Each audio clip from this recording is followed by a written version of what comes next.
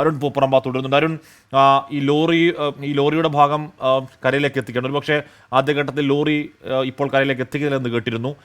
അതിൻ്റെയും പരിശോധനയൊക്കെ ഉണ്ടാകുമോ അരുൺ?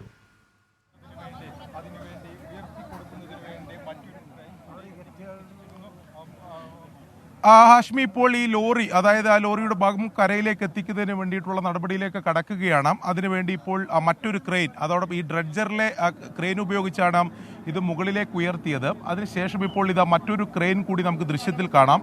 ആ ക്രെയിൻ ഉപയോഗിച്ചായിരിക്കും ഇത് കരയിലേക്ക് ഉയർത്തുക എന്നതാണ് നമ്മൾ മനസ്സിലാക്കുന്നത്. അതിനു വേണ്ടിയിട്ടുള്ള നടപടികൾ, അതിനു വേണ്ടിയിട്ടുള്ള ഒരുക്കങ്ങളാണ് ഇപ്പോൾ നടത്തിക്കൊണ്ടിരിക്കുന്നത്. ഇപ്പോൾ കരയോട് ചേർന്ന ഭാഗത്ത് ഈ ലോറി എത്തിയിട്ടുണ്ട്. അതിനുശേഷം ആ ഇരുമ്പ് വടത്തിൽ ഹുക്ക് ചെയ്ത് നമ്മൾ വാഹനങ്ങൾ ഉയർത്തുന്ന പോലെ തന്നെ ഇത് കരയിലേക്ക് മാറ്റും എന്നതാണ് നമ്മൾ ഈ ഘട്ടത്തിൽ മനസ്സിലാക്കുന്നത്. അതിനു വേണ്ടിയിട്ടുള്ള സജ്ജീകരണങ്ങളാണ് ഇപ്പോൾ ഒരുക്കിയിട്ടുള്ളത്. നേരത്തെ ലോറി കരയിലേക്ക് എത്തിക്കില്ല എന്ന തരത്തിലൊക്കെ വിവരങ്ങൾ വന്നിരുന്നെങ്കിലും ഇപ്പോൾ പക്ഷേ ഈ ലോറി ഇപ്പോൾ ഉടൻ തന്നെ കരയിലേക്ക് എത്തിക്കുകയാണ്. അതിന് ആദ്യ നിർദ്ദേശം ഇപ്പോൾ ജില്ലാ പോലീസ് മേധാവി എത്തിയതിനു ശേഷം നൽകിക്കഴിഞ്ഞു. അതിനുശേഷമാണ് ഇപ്പോൾ ഈ ലോറി പതിയെ ഡ്രഡ്ജറിൽ നിന്ന് ഇപ്പോൾ കരയുടെ ഭാഗത്തേക്ക് എത്തിച്ചിട്ടുള്ളത്. ഇപ്പോഴും അത് ആ ഡ്രഡ്ജറിലെ ക്രെയിനിലെ ഇരുമ്പ് വടത്തിൽ അത് ലോക്ക് ചെയ്തിട്ട് തന്നെയാണുള്ളത്. അതിനുശേഷം ഇപ്പോൾ കരയിൽ മറ്റൊരു ക്രെയിനുണ്ട്. ആ ക്രെയിൻ ഉപയോഗിച്ചുകൊണ്ട് ഇത് കരയിലേക്ക് എത്തിക്കുക എന്ന നടപടിയിലേക്ക് കടക്കുകയാണ്. എന്തായാലും അതായത് ഇനി നടപടിക്രമങ്ങൾ മാത്രമാണ്, ചില നടപടിക്രമങ്ങൾ എന്തായാലും പൂർത്തീകരിക്കേണ്ടതുണ്ട്. അത് പൂർത്തീകരിച്ചതിന് ശേഷം മാത്രമേ ഇനിയിപ്പോൾ ഈ മൃതദേഹം അങ്ങോട്ടേക്ക്, അതായത് നാട്ടിലേക്ക് എത്തിക്കുകയുള്ളൂ.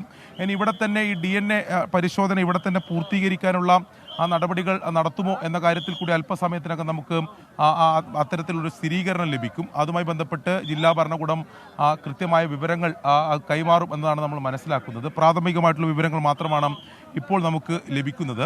എന്തായാലും ഈ മൃതദേഹാവശിഷ്ടങ്ങൾ കരയുടെ ഭാഗത്ത് തന്നെ ഇപ്പോൾ സൂക്ഷിച്ചിട്ടാണുള്ളത്. അവിടെ ഈ അഴുകിയ നിലയിലായതുകൊണ്ട് തന്നെ അതിൻ്റെ മറ്റ് പരിശോധനകളൊക്കെ ആവശ്യമുണ്ട്. ആദ്യഘട്ട പരിശോധനകളൊക്കെ ആവശ്യമുണ്ട്. അതാണിപ്പോൾ നടന്നുകൊണ്ടിരിക്കുന്നത്.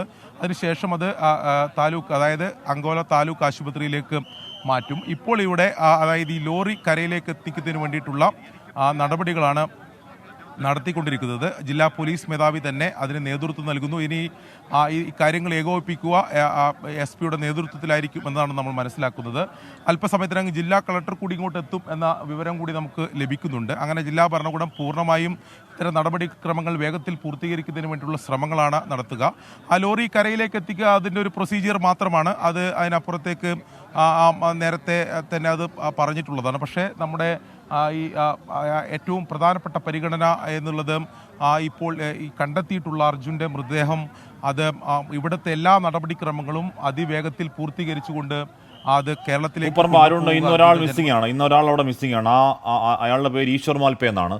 ഒരു ഘട്ടത്തിൽ നമ്മൾ പ്രതിസന്ധിയുടെ കയത്തിൽ നിന്നപ്പോൾ, ഈ പുഴയിലേക്ക് ഇറങ്ങാൻ ഭയപ്പെട്ട് നിന്നപ്പോൾ അങ്ങോട്ടേക്ക് ഓടിയെത്തിയ ആളാണ്.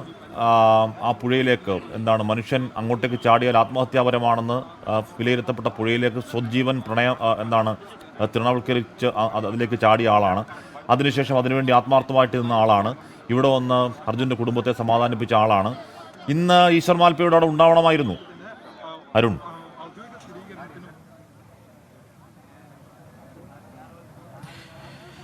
ആഷ്മി, തീർച്ചയായിട്ടും ഈശ്വർ മാൽപ്പേ ഇവിടെ വേണ്ടതായിരുന്നു. അല്ലെങ്കിൽ ഈശ്വർ മാൽപ്പേ സ്വന്തം ജീവൻ പോലും പണയം വെച്ച് അദ്ദേഹം പലതവണ, അത് നേരത്തെ അർജുൻ്റെ കുടുംബത്തിന് നൽകിയ, അർജുൻ്റെ അമ്മക്ക് നൽകിയ വാക്ക് ഞാൻ പാലിക്കും എന്ന് പറഞ്ഞ് ഈ ആദ്യഘട്ടത്തിൽ, അതായത് ഗംഗാവലിപ്പുഴ ശാന്തമായി ഒഴുകുന്ന ഘട്ടത്തിലല്ല, അതിൻ്റെ രൗദ്രഭാവം ആർജിച്ചൊഴുകുന്ന ഘട്ടത്തിലും ഈശ്വർ മാൽപ്പേ ഇവിടെ എത്തി ഈ ആഴങ്ങളിലേക്ക്, അതായത് 6 നോട്ട്സും 7 നോട്ട്സും വേഗതയിൽ ഈ പുഴ ഒഴുകുന്ന ഘട്ടത്തിലും ഈശ്വർ മാൽപ്പേ ഇവിടെ എത്തി.